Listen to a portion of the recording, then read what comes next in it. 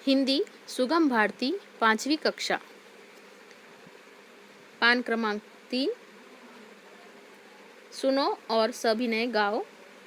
पाठ क्रमांक 2, हवा।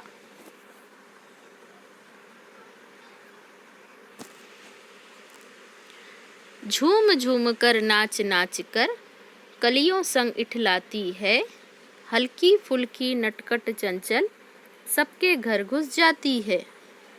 ठुमक ठुमक कर मटक मटक कर नदी लहर संग बल खाती है, जंगल पर्वत खेत गांव में नए गीत लिख जाती है। चिड़ियों के नन्हे बच्चों को गोद लिए दुलराती है, सुबह सवेरे तड़के तड़के आकर हमें जगाती है। इस कविता के कवि है केदारनाथ कोमल। उन्होंने इस कविता में हवा के बारे में बताया है कि हवा झूमकर नाचकर सुबह सुबह इठलाती हुई कलियों के संग खेलती है। वो हल्की फुल्की होती है, सबके घरों में घुस जाती है। हवा जब चलती है तो अलग अलग तरह की आवाज़ें आती हैं, जैसे कभी ठुमक ठुमक कर, कभी मटक मटक कर, कभी नदी के संग, कभी लहर के संग। हर जगह हवा पाई जाती है। जंगल में, पर्वत में जब हवा गुजरती है तो वहाँ वो नए गीत लिखती है।